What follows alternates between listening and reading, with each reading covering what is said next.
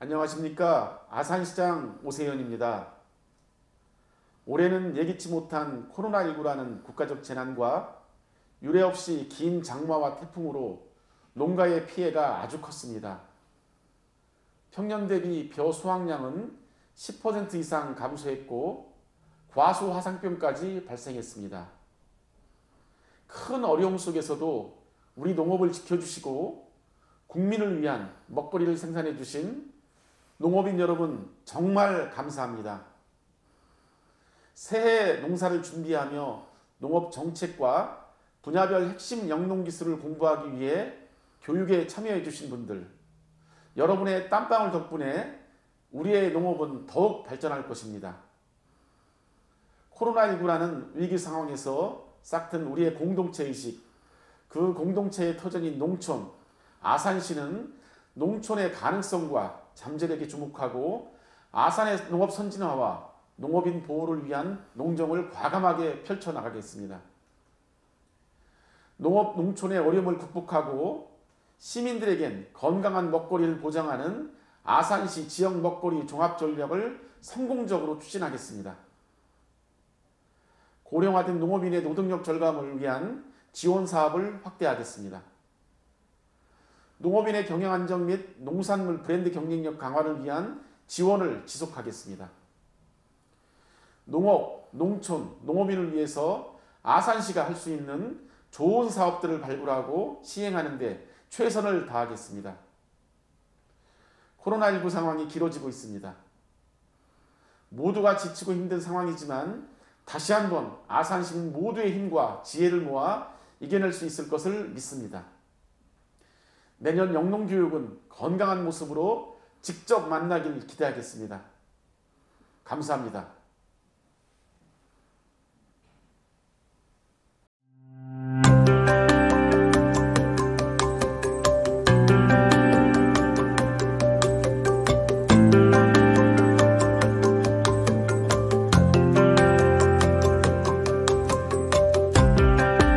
안녕하십니까. 2021년 아산시 새해농업인 실용교육 강의를 맡은 아산시 농업기술센터에서 근무하고 있는 남윤길입니다. 이번 시간은 2021년 고품질 쌀 생산 기술에 대해서 설명드리도록 하겠습니다. 먼저 강의 순서입니다. 먼저 지난해 벼농사에 대해서 간략하게 둘러보고요. 고품질 쌀 생산 기술에 대해서 설명드리도록 하겠습니다. 다음으로 그 최신 영농 활용 기술인 직파 재배와 든모 재배 기술에 대해서 설명드리도록 하겠습니다. 마지막으로 아산시에서 올해 그 신품종으로 개발한 해맑은 신품종 재배단지 조성 계획에 대해서 설명드리도록 하겠습니다. 지난해 벼농사 둘러보기입니다. 2020년도에는 그 집중호우와 태풍 등의 영향으로 도복 및 침관수 피해가 많이 발생했던 한 해였습니다. 벼농사 짓기에는 가장 어려웠던 한 해가 아니었나 생각됩니다. 이 사진에서 보는 바와 같이 침관수된 지역이 우리 지역에서도 많이 발생을 했었고요. 이로 인해서 이삭이 출수가 제대로 되지 않거나 출수가 돼도 이렇게 이삭이 말라 죽는 이런 현상들이 많이 발생을 했던 한 해였습니다. 그리고 긴 장마와 일조량 부족 등으로 인해서 전국적으로 잎진무리 마른병들이 많이 발생을 했는데요. 아산시도 잎진무리 마른병이 많이 발생을 했습니다. 그리고 최근에는 발생이 좀 뜸했던 이런 도열병 같은 병들도 올해에는 많이 발생을 했던 한 해였습니다. 다음은 쌀 생산 현황 및 작황에 대해서 설명드리도록 하겠습니다. 이 그래프에서 보는 바와 같이 전국적으로 벼 재배 면적과 생산량은 지속적으로 감소하는 추세에 있습니다. 전국 쌀 생산량을 살펴보면 2019년도에 370만 톤 정도 생산을 했는데요.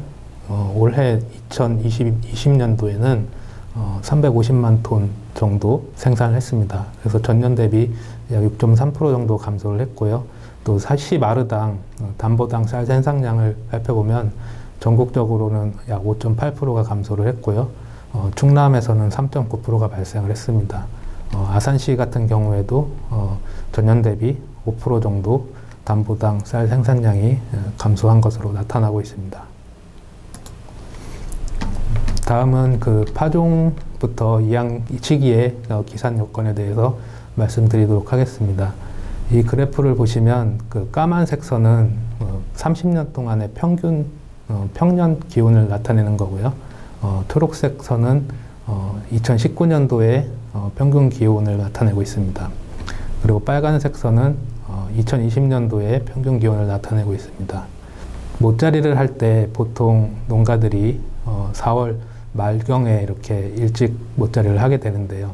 이렇게 4월 달에 이렇게 모짜리를 하게 되면 이 그래프에서 보는 바와 같이 저온과 고온이 이렇게 심하게 나타나게 됩니다. 이때 모짜리를 하게 되면은 뜬모 같은 이런 모짜리 병해가 많이 발생을 하고요. 입구병 같은 병해들도 많이 발생을 합니다. 그래서 이런 그 모짜리 피해를 방지하기 위해서는 5월 초순에 모짜리를 파종을 해야 온도 변화가 그렇게 심하지 않기 때문에 안전하게 육류를 할 수 있겠습니다. 다음은 그 분열기부터 생육기 기상 여건입니다. 6월 초순, 초중순에 이렇게 그래프를 보시면 온도가 평년과 전년 대비 좀 높은 것을 알 수 있습니다. 이로 인해서 평균 기온은 전 평년 대비 높아서 전반적으로 초기 분열은 양호했던 것으로 보입니다.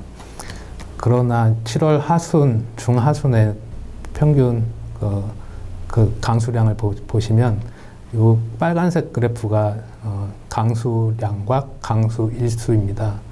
이게 보시면은 전년하고 평년 대비 빨간색 그래프가 개수도 많고 그래프의 길이도 긴 걸 볼 수 있습니다.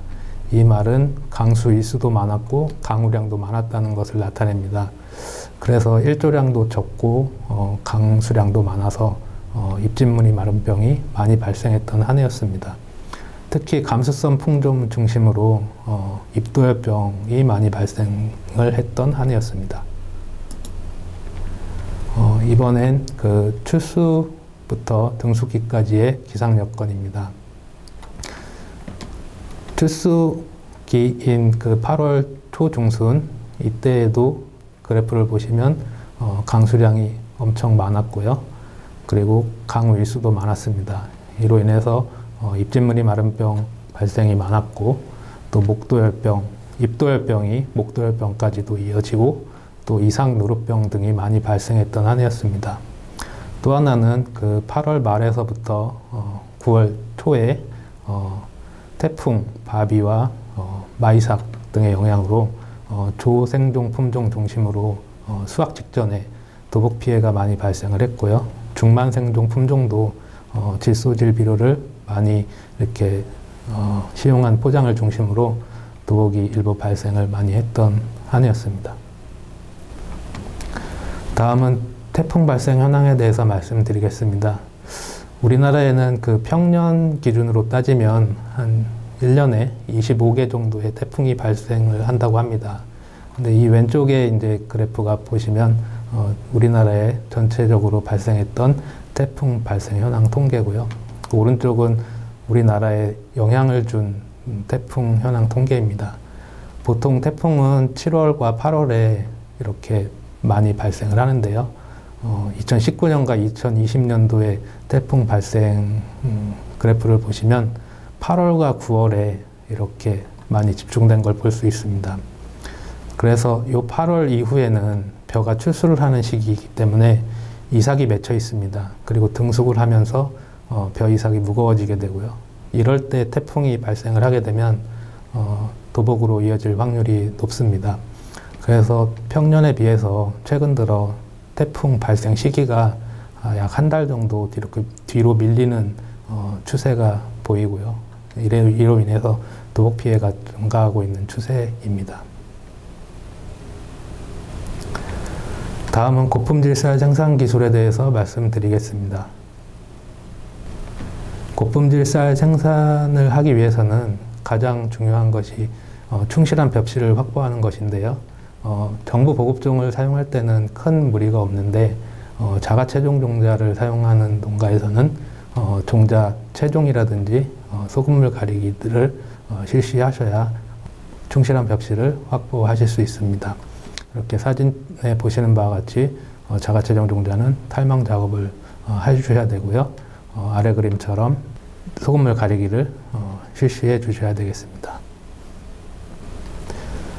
다음은 종자 소독입니다. 충실한 벽실을 확보하는 것도 중요한데 종자 소독도 중요하다고 할 수 있습니다. 종자 소독은 보통 벽실 바라기를 활용하는 방법이 있고 온탕 소독을 활용하는 방법이 있는데 일반적으로는 일반 재배하실 때는 벽실 바라기를 주로 활용하십니다. 벽실 바라기를 이용해서 소독을 할 때는 하루에서 이틀 정도 침종을 하시고 그 다음 약재 소독을 진행하게 됩니다. 그리고 하루 정도 싹 틔우기를 실시하시고 그 다음 파종을 하게 됩니다. 반면에 온탕 소독기를 활용한 종자 소독 방법에서는 침종 전에 온탕 소독을 먼저 하게 되는데요. 60도씨의 물에 10분간 이렇게 온탕 소독을 하고 그 다음 1일 정도 침종을 하게 됩니다. 그 다음 약재 소독을 30도씨에서 48시간 유지를 시켜주시고요. 그리고 싹 틔우기 1일, 그 다음 파종을 하게 됩니다. 여기서 중요한 것은 약재 소독할 때의 비율인데요. 종자 10kg에 물 20L, 그러니까 종자와 물은 1:2 비율로 해주셔야 되고 소독 시간은 반드시 온도 30도씨에 48시간 동안 약재 소독을 해주셔야 되겠습니다. 온탕 소독할 때의 종자와 물의 비율은 1:10입니다. 종자 10kg에 물 100L 이 비율로 해주셔야 되고요. 소독 시간은 60도씨에서 10분간 이렇게 유지시켜 주시면 되겠습니다. 온탕 소독을 할 때는 반드시 마른 종자로 처음 소독을 해야 되고요. 소독 직후에 찬물로 반드시 냉각을 시켜 주셔야 되겠습니다. 이걸 지키지 않으면 종자가 상해를 입기 때문에 발화율이 급격하게 떨어질 수 있습니다. 다음은 적절한 파종량을 준수하셔야 되겠습니다. 파종량을 많이 하게 되면 모가 연약하게 자라게 되고요. 한정된 공간에서 파종량이 많으면 서로 양분 경쟁도 하고 그렇기 때문에 모가 연약하게 자라게 됩니다. 그렇게 되면 뜬모라든지 기다리병, 모잘로병 등이 병해가 많이 발생을 하게 됩니다. 그래서 육묘 방법별로 파종량이 다 다르긴 한데요.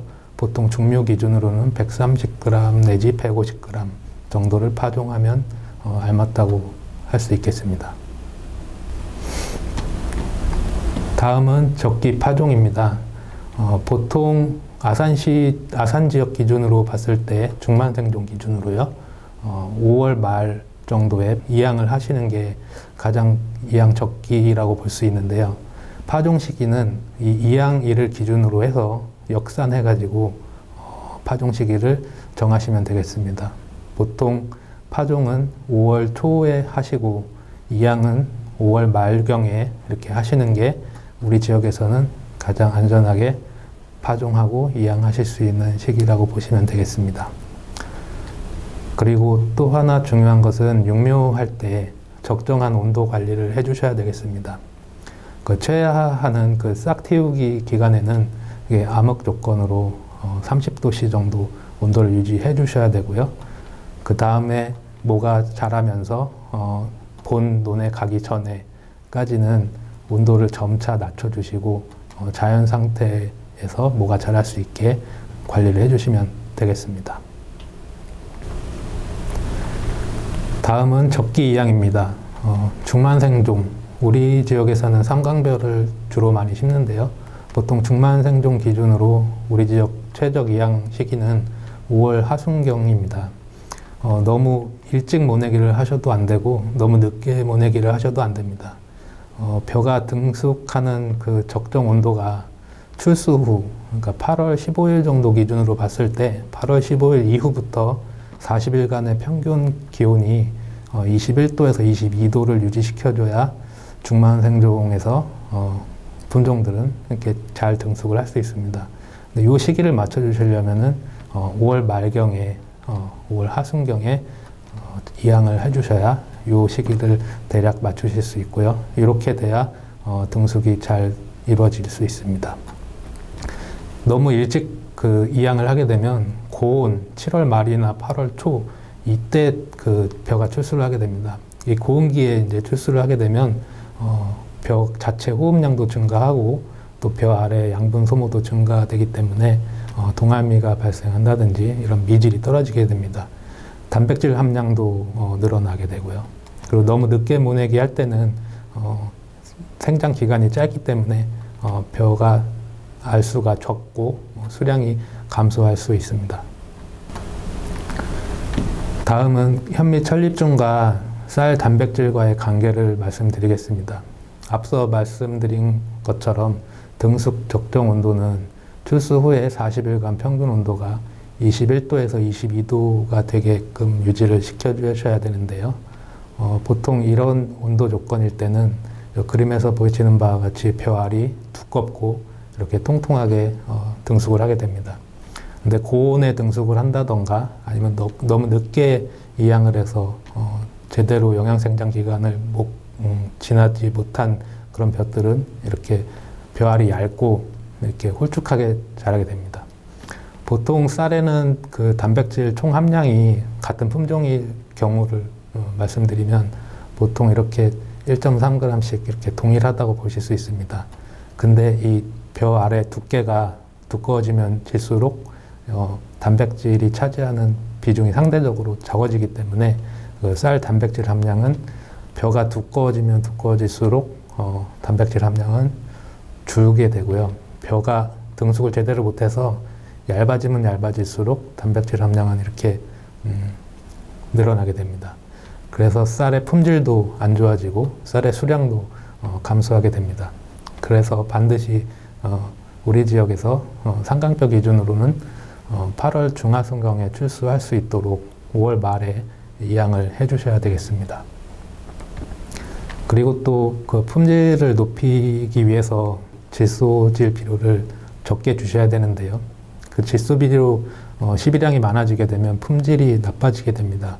그 이유가 질소질 비료를 많이 주게 되면 벼 알수가 증가하게 되고요. 또 그 초세가 강해서 과번무에 의해서 광합성 효율이 감소하게 됩니다. 그렇게 되면 현미 천립종도 감소하게 되고 이것은 품질 저하로 이어지게 됩니다. 요 그림은 그 현미의 그 등숙 정도인데요. 보통 현미 두께가 1.5mm 이하로 얇으면 이렇게 사진에서 보이는 바와 같이 쌀액이도 많고 벼가 품질이 별로 안 좋게 보입니다. 그리고 현미 두께가 두꺼워지면 두꺼워질수록 벼알도 통통하고 이렇게 굵게 쌀알이 형성되는 것을 보실 수 있습니다. 그래서 벼알이 이렇게 두께가 얇을 때는 단백질 함량이 높아지고요. 벼가 이렇게 충실하게 등숙했을 때는 단백질 함량이 이렇게 낮아지게 됩니다. 결국에는 등숙을 최적화시키는 것이 현미 천립종을 최대화시키는 것이고요. 그렇게 하기 위해서는 최대한 쌀을 굵게 만들어야 됩니다. 쌀을 굵게 만들기 위해서는 최적 등숙 온도 기간에 출수를 하게 해야 되고요. 그러려면 우리 지역에서 5월 말에 이양을 하셔야 되겠습니다. 다음은 적정한 물 관리에 대해서 말씀드리겠습니다. 이 물 관리할 때 가장 중요한 것이 무효분할기 때 중간 물때기를 출수 전 3-40일 전에 한 일주일에서 열흘 정도 이렇게 실시를 해 주셔야 됩니다. 그래야 도복에도 강해지고요. 또 무효분할도 억제하고 유해 물질도 배출할 수 있습니다. 그리고 출수기 때 또 물 관리가 중요합니다. 출수기 때는 물을 많이 필요로 하는 시기이기 때문에 물을 한 3cm에서 4cm 정도 이렇게 보통으로 대주시면 되겠습니다. 그리고 마지막으로 낙수기, 완전 물때기 하는 시기인데요. 보통 수확하기 한 달에서 한 40일 정도 전후부터 완전 물때기를 해주게 됩니다. 그런데 이제 기계 작업 콤바인 작업 여건이나 이런 걸 고려해서 그런 무방하다면 작업하기 전까지 물을 최대한 늦게까지 대주시는 것이 품질도 좋아지고 수량도 늘어날 수 있습니다.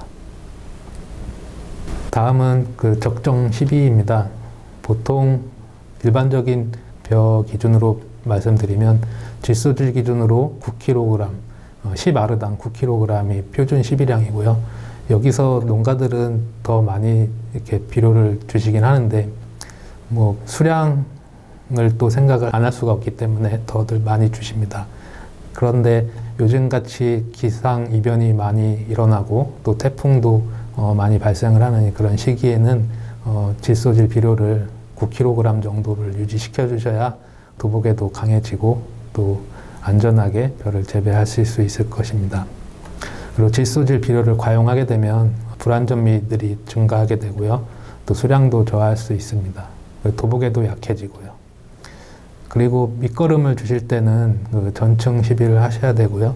또 이삭거름은 출수하기 25일 전에 일반적인 벼 기준으로는 출수 25일 전에 시비를 하는 것이 적당하고요. 근데 삼강벼 같이 벼 키가 크거나 도복에 약한 품종들은 이삭거름을 출수하기 15일 전에 시비를 해주셔야 됩니다. 보통 삼강벼 표준 그 출수일이 8월 17일 정도 됩니다. 그러면 삼강벼 기준으로 이삭거름은 8월 2일 정도에 이렇게 주시면 되겠습니다. 다음은 도복 관리입니다. 도복에는 이제 여러 가지 원인이 있는데요. 가장 큰 원인이 비료를 많이 줘서 도복이 되는 경우가 제일 빈번합니다. 물론 태풍의 영향도 있고 집중호우도 있고 뭐 무른 땅 조건도 있는데요. 어쨌든 비료를 많이 줬기 때문에 벼가 연약하게 자라고 그로 인해서 집중호우라든지 태풍이 발생하면 더 쉽게 도복이 되는 것입니다. 도복이 되게 되면 수강태세도 불량해지고 광합성 능력도 떨어지게 됩니다. 그리고 또 호흡량이 증가를 하게 되고요. 그래서 수량 감소랑 품질 저하가 나타나게 됩니다. 도복을 경감하기 위해서는 물론 품종도 중요하고요. 또 하나는 그 적정한 파종량을 준수하셔야 됩니다. 그리고 재식 밀도도 적절하게 유지시켜 주셔야 되고요. 그리고 또 중간 물대기, 또 물걸러내기를 실시해서 뿌리가 활력 있게 자라게 해주셔야 되겠습니다. 그리고 거름 주는 양도 적정하게 주셔야 되겠습니다. 또 이삭거름 그 사용 시기는 아까 말씀드렸지만 삼강벼 기준으로는 도복에 약한 품종들은 출수 15일 전에 시용하시는 게 안전하다고 볼 수 있습니다. 그리고 규산질 비료도 반드시 시용을 해주셔야 되고요. 그리고 도복 경감제 사용 조건입니다. 보통 도복 경감제를 뭐 해마다 이렇게 사용하시는 분들도 계신데 일반적으로 사용하는 조건이 있는데요. 7월 중하순에 뭐 일조가 부족하거나 비가 너무 많이 내려서 도장을 했을 때 그럴 때라든지 아니면은 평상시에 거름을 좀 많이 주셨던 필지 이런 필지나 이런 상황일 때만 도복 경감제를 사용해 주셔야 되겠습니다. 도복 경감제를 사용할 때 주의 사항이 있는데요. 보통 그러니까 종류마다 그 도복 경감제 종류마다 사용 적기량 양은 다른데 보통 출수 한 30일 전에 이렇게 사용을 해 주셔야 되고요. 또 도복 경감제의 사용량과 사용 시기를 지키지 못하면 이삭이 이렇게 잎집에서 빠져나오지 못하거나 이삭이 나오더라도 작거나 그래서 수량 감소의 원인이 될 수 있습니다. 그래서 반드시 도복 경감제를 사용할 때는 그 사용 적기와 사용량을 지켜주셔야 되겠습니다. 다음은 병해충 관리입니다. 병해충은 보통 초기 방제하고 후기 방제로 나눌 수 있는데요. 초기 방제에는 보통 종자소독 그리고 상자처리제 사용 방법이 있습니다. 종자소독으로 이제 병해충 방제할 가능한 병해충들은 기본적으로 키다리병, 뭐 벼입선충, 세균성 벼알마름병 이런 것들을 방제할 수 있고요. 또 상자처리제를 활용해서는 여러 가지 벼 물바구미라든지 도열병, 흰잎 마름병 이런 것들을 방지할 수 있습니다. 또 후기 방제에서는 최근에는 드론하고 무인 헬기를 활용해서 공동 방제를 많이 하고 있는데요. 기본적으로 출수하기 전 후에 한 번 내지 2번 방제를 해주셔야 되겠습니다. 그리고 최근 들어서는 돌발 병해충이라든지 또 비례해충들이 많이 발생을 하고 있는데요. 이렇게 상습적으로 발생하는 필지라든지 발생이 의심되는 지역은 사전에 정밀 예찰을 통해서 적기 방제를 해주셔야 되겠습니다. 그리고 2020년도 같이 침간수 피해가 많이 발생했던 해에는 많이 발생을 했었는데요. 침간수 된 필지들은 신속하게 배수를 하고 반드시 병해충 방제를 실시해 주셔야 되겠습니다. 다음은 잡초 관리입니다. 보통 제초제를 많이 활용을 하시는데 이 사용 시기별로 이렇게 제초제를 분류해 보면 초기 제초제, 중기 제초제, 후기 제초제로 나눌 수 있습니다. 초기 제초제 같은 경우는 쓰레질 할 때 이렇게 사용을 하게 되는데요. 요것은 이제 논 표면에 붙어 있는 종자가 발화하지 않게 하는 그 기능을 하게 되고요. 중기 제초제 같은 경우는 발화도 어느 정도 방지를 하고 또 잡초가 이미 자라 있는 잡초를 이렇게 말라 죽게 하는 그 기능들을 하게 됩니다. 또 후기 제초제 같은 경우는 주로 생육기 때 활용을 하는데요. 이것은 발화 억제 능력은 없고 잡초가 이렇게 말라 죽게 하는 그런 기능을 하게 됩니다. 그리고 제초제를 이렇게 사용했을 때 약해가 발생하는 여러 가지 조건들이 있습니다. 토양 조건, 물 관리, 재배 조건, 기상 조건 여러 가지들이 있는데 이 중에서 약해 발생이 가장 많이 발생하는 요인이 물 관리에 있습니다. 물을 너무 얕게 되거나 깊게 될 때, 그리고 논 그 균평이 제대로 안 돼 있을 때, 이럴 때 주로 많이 발생을 하고요. 그래서 초기 제초제나 중기 제초제를 사용하실 때는 반드시 담수 상태에서 제초제를 처리하셔야 되고 최소한 5일 이상 담수 상태를 유지해야 제초 효과를 높일 수가 있습니다. 그리고 후기 제초제인 경합처리제를 사용하실 때는 반드시 제초제를 사용하기 전에 배수를 해주시고 그리고 제초제를 살포하시고 2, 3일간 그 제초제가 충분히 식물체 안으로 이렇게 들어갈 수 있도록 기간을 두시고요. 2, 3일 후에 담수를 해주셔야 되겠습니다. 다음은 최신 영농 활용 기술 직파 재배와 드문모 재배에 대해서 말씀드리겠습니다. 직파 재배는 다들 아시겠지만 벽실을 용묘판에 용묘를 해서 이양을 하는 방법이 아니고 벽실을 직접 논에 파종을 해서 벼농사를 짓는 농사법입니다.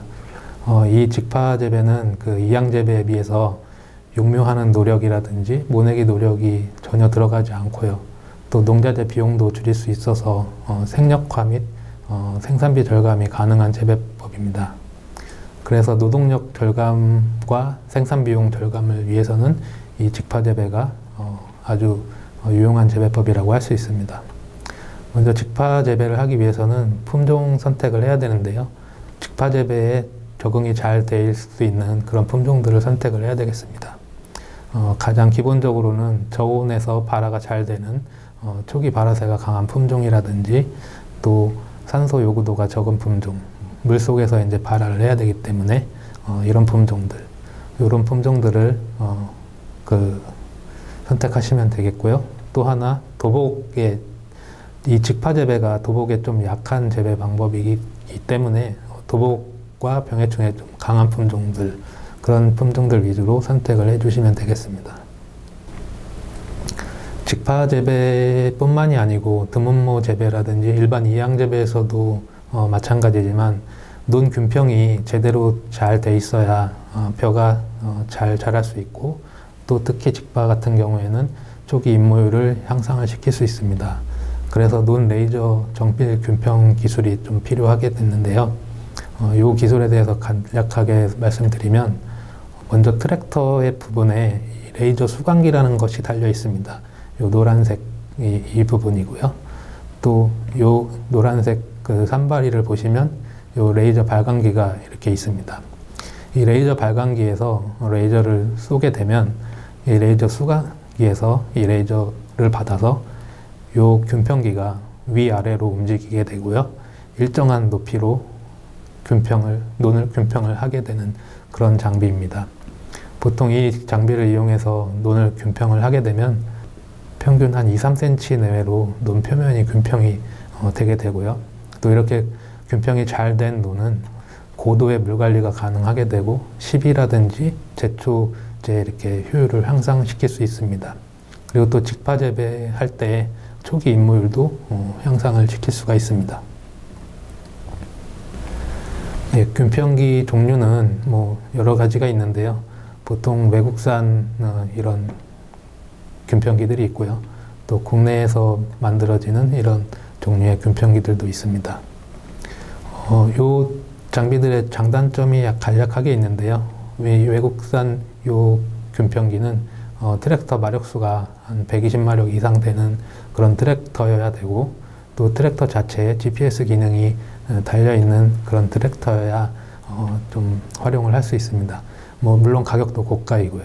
대신에 작업 효율이나 이런 부분들은 국내 균평기보다는 약간 높은 것으로 보여집니다. 또 국내 그 균평기의 경우에는 트랙터 마력수가 다소 작아도 되고요. 한 80마력에서 90마력도 충분히 작업이 가능하고요.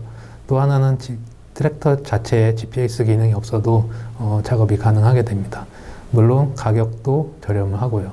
그래서 어떤 균평기를 하든지 논을 균평하는 그런 것은 거의 효율은 비슷하다고 보고요. 다만 작업의 효율성에서 약간의 차이는 있을 수 있습니다. 그래서 농가에서는 자기 그 여건에 맞춰서 구입을 하셔서 활용을 하시면 되겠습니다. 먼저 정밀 균평하는 작업 순서입니다. 먼저 이 쟁기를 이용해서 논을 이렇게 경운을 하게 됩니다. 두 번째로는 이렇게 경운한 논을 한 일주일 정도 이렇게 말리시게 됩니다. 그리고 세 번째는 건조한 이 논을 쇄토 작업을 실시하게 되고요. 마지막으로 균평 작업을 실시하게 됩니다. 균평 작업할 때 주의사항입니다. 보통 균평 작업에 소요되는 시간이 뭐 한 2-3시간 정도, 필지당 1200평 한 필지당 한 2-3시간 정도 걸리게 됩니다. 뭐 논 굴곡 상태에 따라서 상이하긴 합니다. 보통 균평 작업이 시간이 많이 소요되기 때문에 겨울철에 토양이 얼었거나 눈과 비가 와서 젖은 날을 제외하면 실질적으로 작업 가능한 일수가 그렇게 많지 않습니다. 그래서 꼭 필요한 논을 중심으로 우선적으로 작업을 해주셔야 되고요. 또 하나는 균평은 3년에 한 번 정도 실시하는 것이 적당하다고 볼 수 있습니다. 그리고 또 볏짚이라든지 그 벼 수확 후의 밑둥들은 좀 제거를 해주셔야 균평 작업을 할 때 흙을 고르게 분산을 할 수가 있습니다. 그래서 보통 트랙터 균평기를 이용해서 이렇게 가로, 세로, 대각선으로 이렇게 균평 작업을 해주시게 되고요. 이렇게 이제 균평을 마치게 되면 이 그림에서 보시는 바와 같이 균평이 잘 된 이 논을 보실 수가 있습니다. 다음은 종자 철분 코팅에 대해서 설명드리겠습니다. 벼 직파 재배할 때 그 임무율 향상을 위해서 이 철분 코팅을 하게 되는데요. 보통 조류 피해를 예방할 목적으로도 종자 철분 코팅을 하고 있습니다. 종자 철분 코팅은 그 벽시에 철가루하고 소석고, 교반기, 물을 이용해서 코팅을 하게 되고요. 보통 종자 표면에 한 0.5mm 두께로 이렇게 코팅을 하게 됩니다. 종자 철분 코팅의 특징을 살펴보면 조류 피해, 그러니까 새 피해를 최소화할 수 있고요. 또 물살에 의한 쏠림 현상을 방지할 수도 있고, 또 논 토양에 밀착해서 부묘 발생이 적습니다. 그래서 밑에 사진을 보시면 왼쪽은 일반 벽시고요. 오른쪽은 코팅한 벽시의 사진입니다.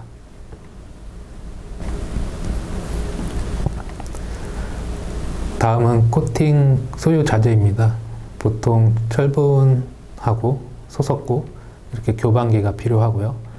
또 하나는 그 전자 저울, 그리고 비커, 그리고 분무기 이런 것들이 필요하게 됩니다. 철분 코팅 과정을 설명드리면 먼저 종자를 준비해 주셔야 되고요.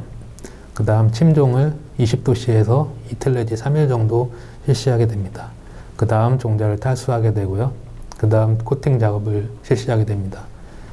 코팅이 완료된 종자는 이렇게 그늘진 창고 바닥에 한 이렇게 2~3cm 두께로 펼쳐서 말리게 되고요. 말리는 동안 하루에 한두 번씩 그 관수를 해주게 됩니다.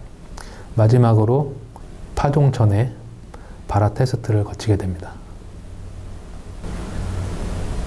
다음은 종자 철분 코팅 순서입니다. 먼저 품종 선택을 잘 하셔야 되고요. 여기 표에 보시면 조생종, 중생종, 중만생종 이렇게 직파 재배에 적합한 품종들이 나열이 되어 있습니다. 우리 지역에서는 보통 삼강벼하고 친들을 주로 직파에 이용을 하고 있습니다. 종자를 준비하시는 것은 아까 말씀드렸지만 보급종 종자 사용하시는 게 가장 좋고요. 자가체종 종자를 사용할 때는 잡초성벼, 액미 같은 것들이 섞이지 않도록 주의를 해주셔야 되겠습니다. 그리고 직파 재배를 하실 때는 그 종자 철분 코팅을 하기 때문에 자가체종 벽지는 탈만기를 이용해서 반드시 까락이나 이삭 가지를 제거를 해주셔야 되겠습니다. 그래야 코팅이 균일하게 될 수 있습니다. 다음은 침종을 하게 되는데요. 보통 물온도 20도씨에서 2~3일간 침종을 하게 됩니다. 그리고 침종하실 때는 그 육묘 하우스라든지 이런 온도 변화가 심한 곳에서 하시는 것보다는 그늘진 창고를 이용해서 침종을 해 주셔야 되겠습니다. 이 육묘 하우스 같은 데서 침종을 하게 되면 종자가 싹이 틀 염려가 있기 때문에 그렇습니다.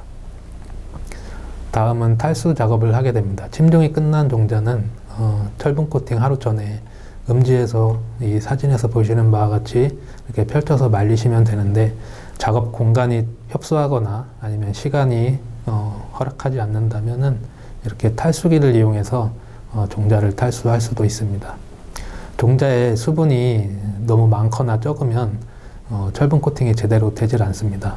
그래서 종자 그 표면에 철분 코팅층이 거칠어지거나 아니면 아예 벗겨지거나 할 수 있기 때문에 적절하게 종자 수분을 조절해 주셔야 되고요. 그 적당한 상태는 손으로 이렇게 종자를 쥐었다 폈을 때 몇 알갱이 이렇게 손바닥에 붙어 있을 정도면 적당한 수분 상태라고 볼 수 있습니다. 다음은 그 소요 자재입니다. 철분하고 소석고 소요량은 종자 20kg을 코팅할 때 철분 10kg, 혼합 소석고 1kg, 마무리 소석고 0.5kg가 필요합니다. 그리고 그 코팅하기 전에 철분과 소석고는 먼저 정해진 비율대로 이 교반기를 이용해서 혼합을 해 두는 것이 작업이 효율적으로 진행될 수 있습니다. 종자 20kg당 소요되는 혼합된 철분 소석고를 저울로 계량해서 이 사진에서 보시는 바와 같이 이런 통에 용기에 별도로 담아 두시면 작업을 효율적으로 진행하실 수 있습니다. 코팅 작업입니다. 이 회전하는 믹서기에 벽실을 먼저 투입을 하게 되고요. 그리고 미리 혼합해 둔 그 철분을 한 3번 내지 4번 이렇게 부어주게 됩니다. 그리고 코팅을 하시게 되는데, 이렇게 하시다 보면 코팅이 제대로 형성이 안 되거나 하실 수가 있습니다. 이럴 때는 분무기를 이용해서 이렇게 적절하게 수분을 보충을 해주시면 코팅을 제대로 잘 하실 수 있습니다. 그리고 한 가지 주의하셔야 될 점은 코팅 시간은 보통 10분 정도를 유지시켜 주시면 되겠습니다. 코팅 시간이 너무 길게 되면 그 코팅 과정 중에 발열이 일어나게 됩니다. 그 열 때문에 이렇게 고사를 하거나 아니면 종자가 어떤 상해를 입을 수 있기 때문에 반드시 코팅 시간은 짧게 10분 이내로 해주셔야 되겠습니다. 이 코팅 상태 비교인데요. 아까 말씀드렸듯이 그 수분이 좀 적거나 많게 되면은 이렇게 코팅 표면이 이렇게 거칠거칠하게 됩니다. 근데 코팅 표면은 이 오른쪽 사진에서 보시는 바와 같이 이렇게 매끈하게 돼야 잘된 코팅이라고 볼 수 있습니다. 코팅이 완료되면 이제 그 산화 건조를 과정을 거치게 되고요. 그리고 보관을 하게 됩니다. 코팅은 완료된 즉시 그 그늘진 창고 바닥에 한 2, 3cm 두께로 펼쳐서 말리셔야 되고요. 산화시키기 위해서 하루에 한두 번 정도 분무기로 수분을 보충시켜 주셔야 되겠습니다. 보통 그 산화 기간은 한 5일 정도 이렇게 해주시면 되겠습니다. 그리고 산화시키시다 보시면 종자가 서로 소속고 때문에 서로 뭉쳐져서 굳는 경우가 생깁니다. 이럴 때는 갈퀴로 이렇게 긁어서 부숴주시면 되겠고요. 또 코팅이 완료됐을 때는 건조가 완료됐을 때는 양파망이나 종자망 등에 담아서 건조한 곳에 보관하셔야 되겠습니다. 뭐 비료포대라든지 뭐 쌀포대 이렇게 바람이 통하지 않는 그런 망에 보관하시면 그 계속적으로 발열이 일어날 수도 있고요. 벽시가 고사 가능성이 있기 때문에 반드시 공기가 이렇게 통하는 양파망이나 종자망에 보관을 하시면 되겠습니다. 오른쪽 사진 보시면 이게 코팅 직후의 모습이고요. 코팅 직후에는 이렇게 쥐색의 색깔을 띠게 되고요. 하루 정도 이렇게 물과 반응을 하면서 하루 정도가 지나면 이렇게 갈색으로 종자가 산화되는 과정을 보실 수 있습니다. 예, 요 종자 그 코팅의 상태인데요. 먼저 벽시가 이렇게 코팅을 하게 되면 쥐색으로 이렇게 변하게 되고요. 또 하루 정도 지나면 이렇게 갈색으로 철이 녹이 슬면서 산화를 하게 됩니다. 그리고 한 5일 정도 지나게 되면 이렇게 완벽하게 갈색으로 종자가 코팅된 것을 보실 수 있습니다. 아까도 말씀드렸지만 그 바람이 통하지 않는 그런 망이나 이런 것에 보관을 하게 되면 이렇게 종자가 탄화가 되게 됩니다. 왼쪽은 이제 벼가 까맣게 타 들어갔죠. 그리고 오른쪽은 정상적인 코팅 종자이고요. 이렇게 탄화가 되면 벼알 내부에 그 영향을 받기 때문에 코팅이 다 됐어도 발화가 제대로 되질 않습니다. 그래서 반드시 코팅하는 방법을 숙지하셔서 코팅을 하셔야 되겠습니다. 직파 재배에 필요한 벽시 소요량과 파종 시기는 보통 일반 벽시 기준으로는 10아르당 3에서 4kg 정도 소요가 되고요. 또 철분 코팅 벽시는 4에서 5kg 정도 소요가 됩니다. 철분 코팅을 하게 되면 철분하고 소속고 무게가 있기 때문에 한 4, 5kg 정도 소요된다고 보시면 되겠습니다. 그리고 파종 방법은 직파기를 활용한 문온 전파일 때는 그 5에서 7립씩 전파를 하시면 되겠고, 드론을 활용한 담수 3파일 때는 살포 고도는 2, 3m, 살포폭은 4, 5m 내외로 이렇게 3파를 하시면 되겠습니다. 적정한 임무수는 그 1m제곱당 한 80에서 120개 정도 임무를 하면 되겠습니다. 이 정도 임무를 하게 되는 것은 벽시 투입량을 이렇게 지켜주시면 작업 간의 어떤 변수만 없다면 이 정도 밀도가 유지될 것으로 판단됩니다. 파종 시기는 보통 벽시는 15도씨 이상 돼야 발화를 하게 됩니다. 그래서 평균 기온이 15도씨 이상이면 파종은 가능하지만 최적 그 파종 시기는 온도는 17도에서 18도 이상 되는 그 시기에 파종을 하셔야 되겠습니다. 우리 지역 그 기준으로 파종 적기는 5월 18일에서 27일 사이, 그러니까 5월 말경에 파종을 해주시면 되겠습니다. 보통 파종 시기별로 파종할 때 온도별로 출하 소요 일수를 보시면 이렇게 온도가 높아지면 높아질수록 발화하는 일수가 이렇게 적은 것을 보실 수 있습니다. 다음은 직파기로 파종 후에 초기 물관리 방법입니다. 드론 산파하고 직파기로 파종할 때 그 크게 다른 점이 한 가지 있는데요. 직파기로 파종을 하게 되면 측조12기가 달려있기 때문에 파종과 동시에 비료를 살포할 수가 있고요.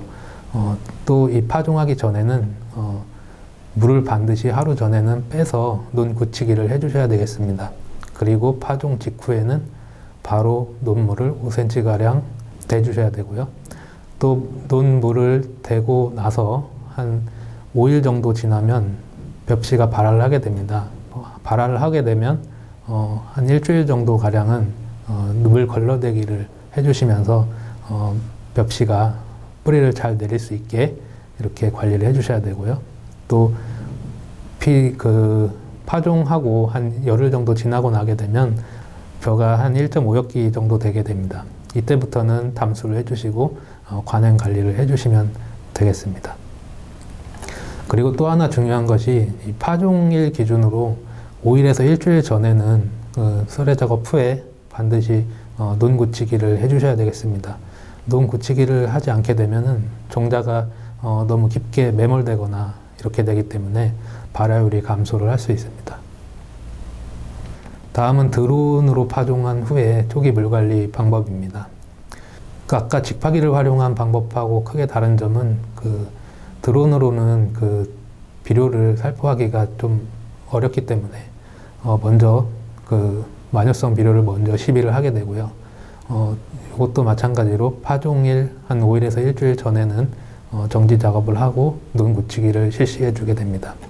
그리고 드론으로 파종을 할 때도 이때는 논물을 배수하는 것이 아니고 담수 상태에서 파종을 하게 됩니다. 물을 뺀 상태에서 파종을 하게 되면 드론에서 떨어지는 낙하 속도하고 하양풍의 영향으로 벽시가 땅 밑으로 땅 속으로 박히게 됩니다. 그렇게 되면 발화율이 떨어지게 됩니다. 그렇기 때문에 반드시 논물은 담수 상태에서 드론으로 파종을 해주셔야 되고요. 그 이후의 관리 방법은 아까 말씀드린 방법대로 똑같이 진행해 주시면 되겠습니다. 이것은 간단 간수가 필요할 때 모 모습이고요. 뿌리가 덜 내려와 있죠. 이때는 물을 간단 관수를 해주셔서 뿌리 내림이 좋게 만들어 주셔야 되고, 이런 정도 이렇게 뿌리가 많이 발생을 하고 지상부가 이 정도 크기가 됐을 때는 탕시 담수를 하시면 되겠습니다. 다음은 잡초성벼 액미 방제입니다. 직파 재배할 때 최대 걸림돌이 이 잡초성벼인데요. 제거하기도 참 어렵고 발생하면 또 수량 감소로 이어지게 되고 문제가 아주 심한 잡초성벼 제거하는 게 참 어렵습니다. 먼저 잡초성벼와 재배벼의 발화 생리를 말씀드리겠습니다. 보통 잡초성벼는 15도씨에서 2주만 경과해도 80%가 발화를 하게 됩니다. 근데 재배벼 같은 경우에는 15도씨에서 3주가 경과해도 발화율이 50% 이하가 됩니다. 그래서 잡초성벼하고 재배벼의 이 발화 온도 차이 때문에 재배벼가 잡초성벼에 구점을 당하게 됩니다. 그래서 이 특성을 이용해서 잡초성벼를 제거하기 위해서는 4월 중하순경에 논물을 댈 수 있으면 일찍 대시고 한 2, 3주 정도 지난 후에 잡초성벼를 발화한 잡초성벼를 로터리 작업해서 제거를 해주시거나, 너무 많은 잡초성벼가 많은 필지에서는 잡초성벼를 발화시키고 비서태성 제초제인 글루포시네이트 암모늄 액제를 활용하셔서 드론으로 살포하셔서 제거를 해주실 수도 있습니다. 근데 여기서 주의하셔야 될 점은 담수직파벼에서 한시적으로 2021년까지 사용을 할 수 있게 되어 있고요. 보통 논두개 뿌리는 약재로 되어 있습니다.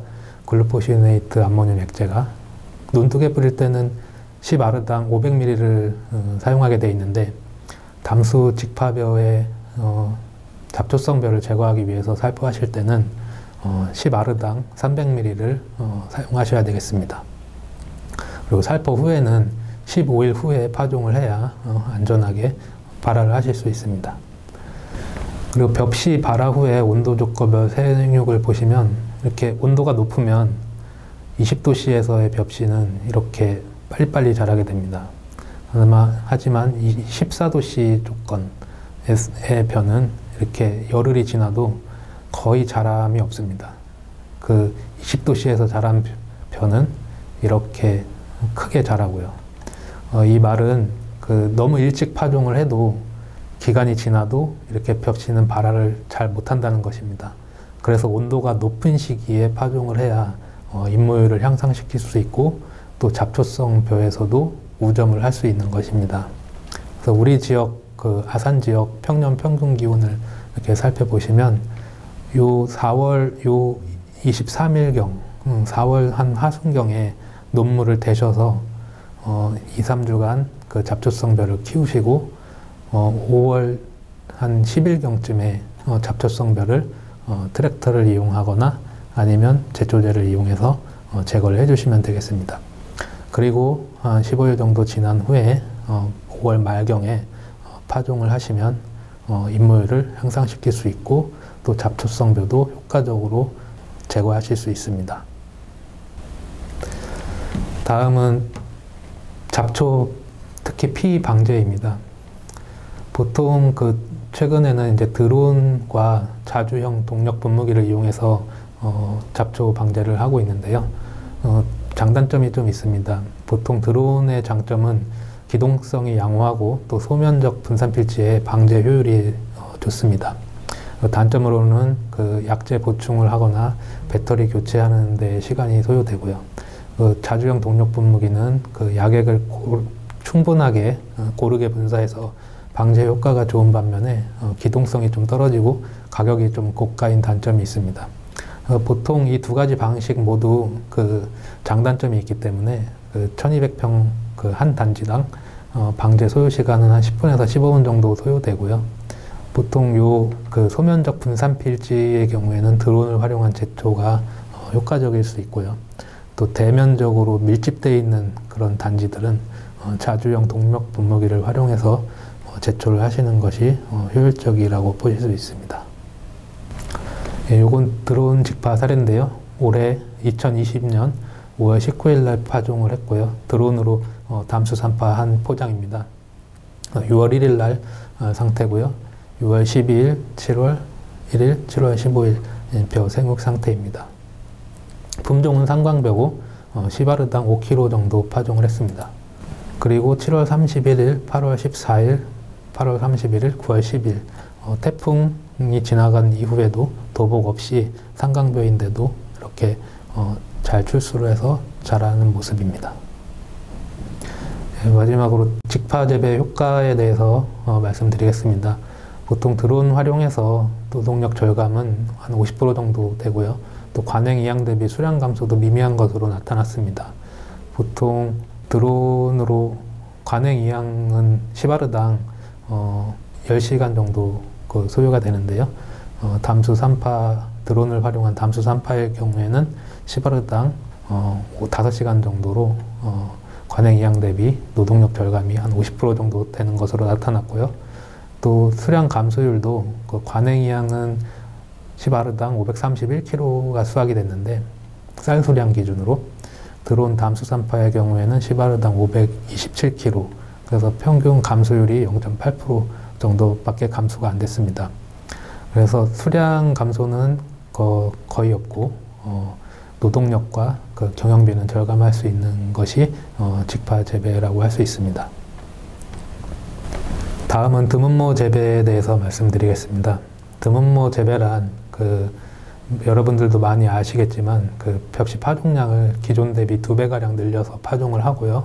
또 이양할 때 주당 모수는 적게 잡고 그리고 제식거리는 넓게 해서 이양에 소요되는 모판 개수를 관행 대비 3분의 1에서 4분의 1로 줄여서 농작업 생력화를 하는 그런 재배 방법입니다. 이 방식으로 재배를 하게 되면 육묘 노력도 절감되고 또 육묘 상자수가 적게 들어가기 때문에 생산비를 획기적으로 줄일 수 있게 됩니다. 보통 밀파 육묘를 하게 되면 관행은 130g 정도 파종을 하는데요. 밀파 육묘를 하게 되면 250에서 300g을 상자당 파종을 하게 됩니다. 이양 주수는 관행은 7, 80주, 평당 7, 80주를 이양을 하는데 밀파 드문모 심기의 경우에는 37에서 50주 정도 이렇게 이양을 하게 됩니다. 주당 모수는 보통은 10개, 15개 이상 그 농가들이 주당 모수를 잡고 있는데요. 드문모 재배의 경우에는 3에서 5개 정도 잡고 있습니다. 그리고 소요되는 모판 수는 보통 10아르당 2, 30판 정도 소요가 되는데 드문모 심기를 하게 되면 10아르당 10판 내외로 모판 수를 줄일 수 있게 됩니다. 드문모 재배의 특징입니다. 드문모 재배는 그 3.3제곱미터당 37에서 50주 정도를 이양할 수 있는 그런 전용 이양기가 필요하고요. 또 육묘 상자에 250에서 300g 정도 밀파해서 육묘를 해야 되는 특징이 있습니다. 그리고 10아르당 그 육묘 상자 수가 획기적으로 감소하게 되고 육묘 비용도 절감이 되게 됩니다. 보통 여기 생산비 절감 효과를 보시면 10아르당 육묘하고 이양 비용이 63,500원이 절감되는 것을 보실 수 있습니다. 노동력 절감 효과도 관행 재배에 대비해서 28% 정도 노력이 절감되는 것으로 나타나고 있습니다. 예, 파종하고 육묘입니다. 보통 관행에서는 130에서 180g 정도 파종을 하게 되는데요. 밀파 육묘를 하게 되면 250에서 300g 정도, 이 사진에서 보시면 빈 공간이 없을 정도로 파종을 한다고 보시면 되겠습니다. 그리고 육묘 일수는 보통은 20에서 30일 정도 그 육묘를 하는데 드문모 그 밀파 육묘 하실 때는 육묘 일수를 보통 2주 안팎으로 육묘 일수를 줄여 주셔야 되겠습니다. 왜냐하면 그 상자당 파종량이 많기 때문에 육묘 일수가 늘어나게 되면 각종 병, 해충에 취약해지기 때문입니다. 예, 요것은 이제 파종량별로 모 생육 상태에 비교한 그림입니다. 보시게 되면 250g, 300g 파종한 묘가 가장 모소질이 좋은 것을 보실 수 있습니다.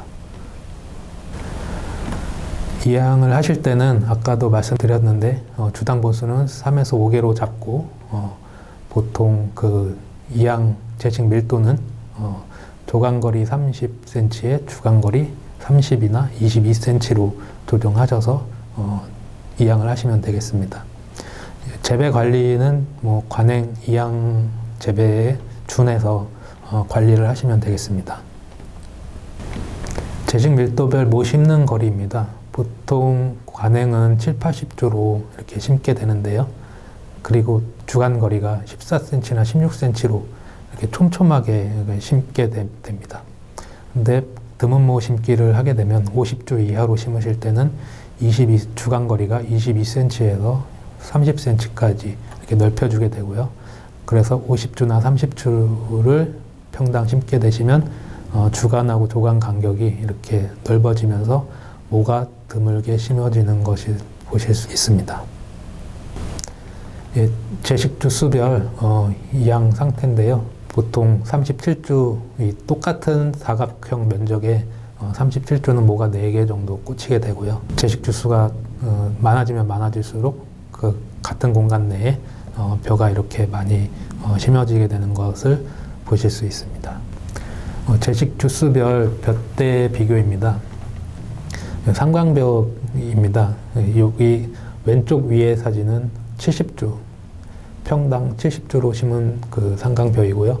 60주, 50주, 37주 이렇게 보시면 37주가 가장 드물게 심어진 것을 보실 수 있습니다. 근데 여기서 보시면 삼광벽 37주나 50주는 이 입진무늬 마름병이 이렇게 좀 덜한 경향이 있고요. 주수가 높아지면 높아질수록, 그러니까 촘촘하게 심은 벼일수록 이렇게 입진무늬 마름병이 많이 걸린 것을 보실 수 있습니다. 요건 보람찬 벼인데요. 요건 또 90주까지도 심어 봤습니다. 90주, 70주, 50주, 37주. 똑같이 37주로 드물게 심으면 심을수록 이삭 수는 많아지고요.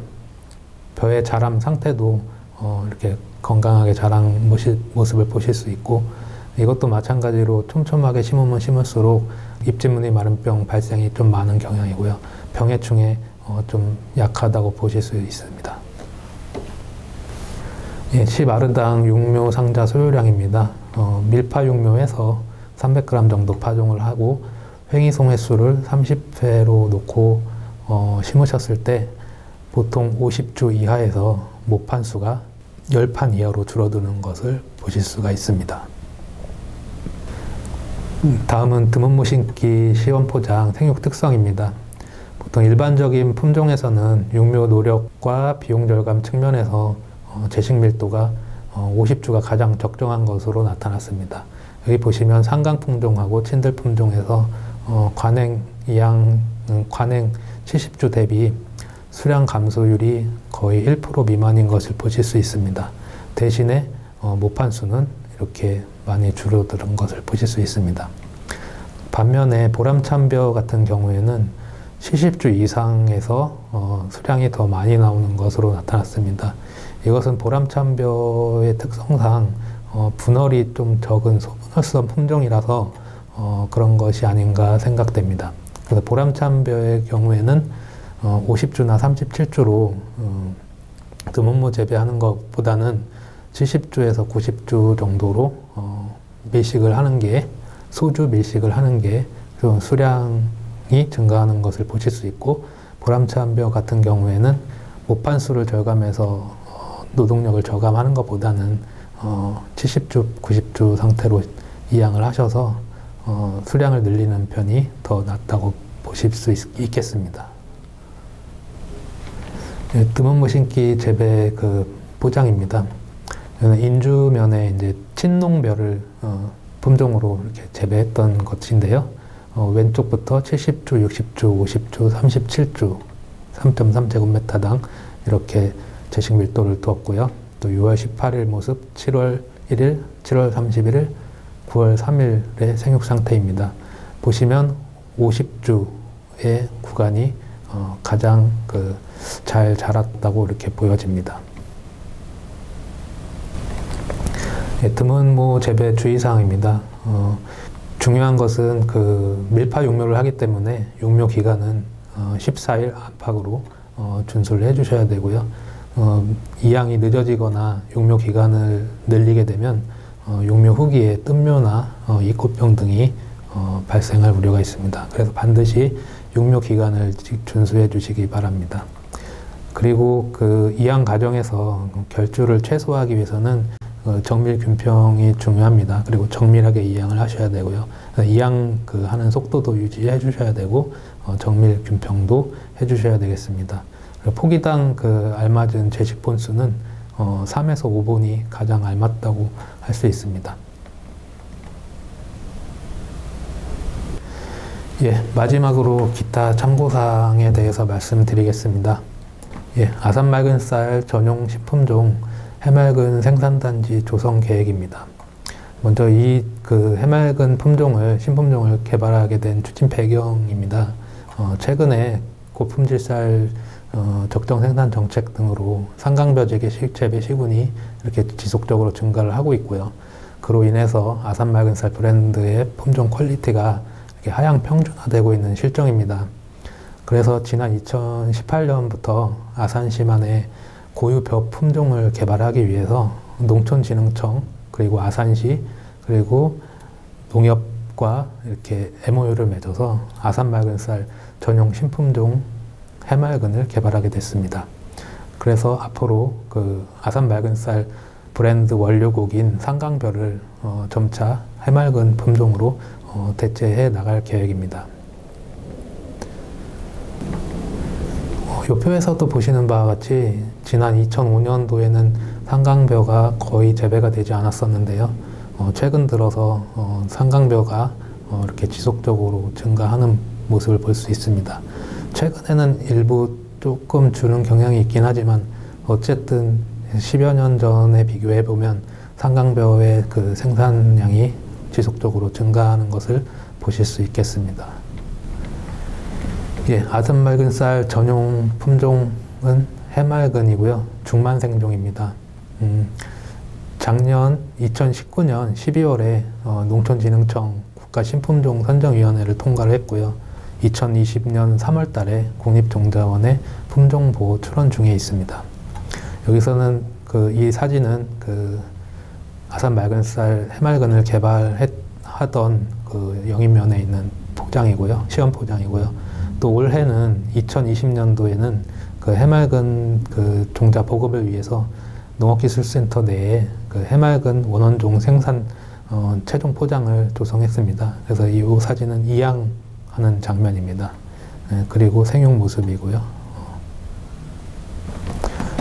그동안 이렇게 추진했던 사항을 말씀드리면 2018년 3월에 수요자 참여형 벼 품종 개발 업무 협약을 체결했고요. 또 2019년 12월에 국가 신품종 선정위원회를 통과했습니다. 품종명은 해맑은으로 명명됐습니다. 그리고 2020년 3월 해맑은 신품종 품종보호 출원을 식량과학원에서 국립종자원으로 신청을 했고요. 그리고 2020년 10월에 신품종 이용 촉진 사업을 연계해서 2021년 시범단지 조성용으로 보급 종자를 14.2톤 확보를 했고 센터 자체 생산 원원종 해맑은 품종을 0.7톤 확보를 했습니다. 예, 앞으로 추진 계획입니다. 먼저 이 말씀 먼저 드리면 해맑은 종자 문의가 많이 오는데요. 일반 농가에는 2022년부터 해맑은 보급 종자를 공급할 예정입니다. 지금은 종자 증식 과정에 있고 내년 2021년도에는 시범 단지를 중심으로 영인하고 둔포 지역을 중심으로 시범 단지를 구성할 예정이고요.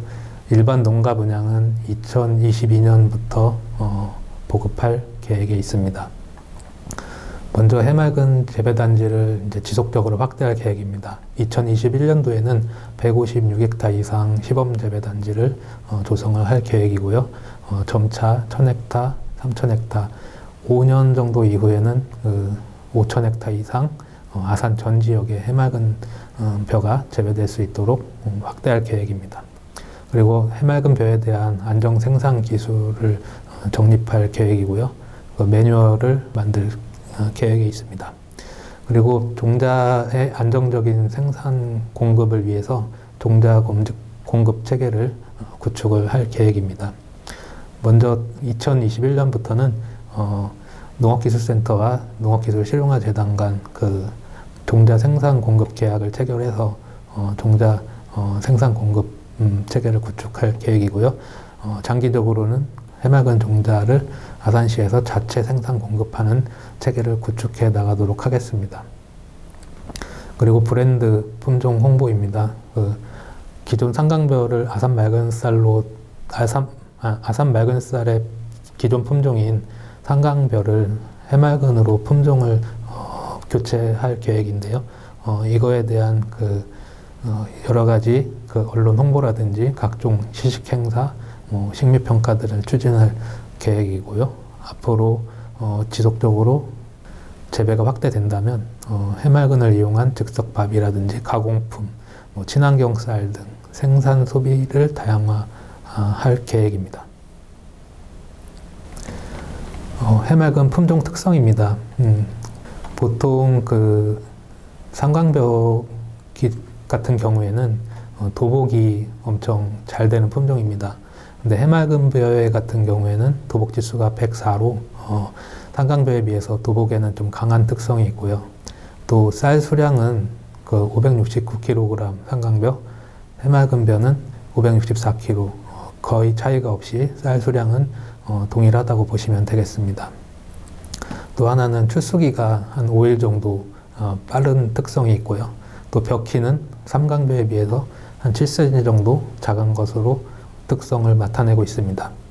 또 미질과 식미 관련 특성에서는 보통 단백질이 상강벼 같은 경우에는 5.7%인데 해맑은 벼는 5.3%로 단백질 함량이 낮고 또 식미 관능 검정 결과로 보셔도 해맑은 벼가 우수하다고 볼 수 있습니다.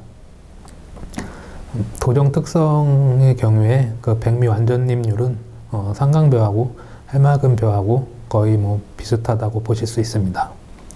그리고 2019년에 그 해맑은 품종을 최종 개발할 당시에 식미 검정 결과입니다. 참석자가 한 60명 정도 됐었고요. 식량과학원, 아산시, 농가 대표 단체장, 또 전국 소비자 밥맛 평가단, 이 여러 분야 참석자들이 그 블라인드 테스트한 결과 해맑은이 최우수 평가를 받았고요. 상강벼를 선택한 그 심의위원은 20%, 19% 정도였고요. 절반 이상이 해맑은이 밥맛이 우수하다고 평가를 했습니다. 예, 마지막으로 그 해맑은 주요 품종 특성하고 재배상 유의점 말씀드리겠습니다. 출수기는 8월 12일로 그 상강벼 대비 5일 정도 빠른 경향이 있고요.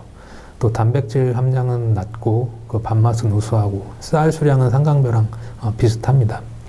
그리고 벼 키는 80cm로 그 상강벼 대비 도복에 다소 강한 경향이 있습니다.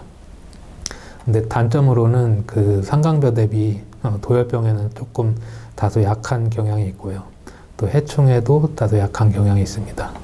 최근에는 그 여러 가지 약재들이 많이 개발이 되어 있기 때문에 적기에 방제를 해주신다면 이런 도열병 같은 경우에는 충분히 방제를 하실 수 있을 것 같습니다. 예, 이상으로 2021년 새해 농업인 실용교육 벼농사 분야 강의를 마치도록 하겠습니다. 감사합니다.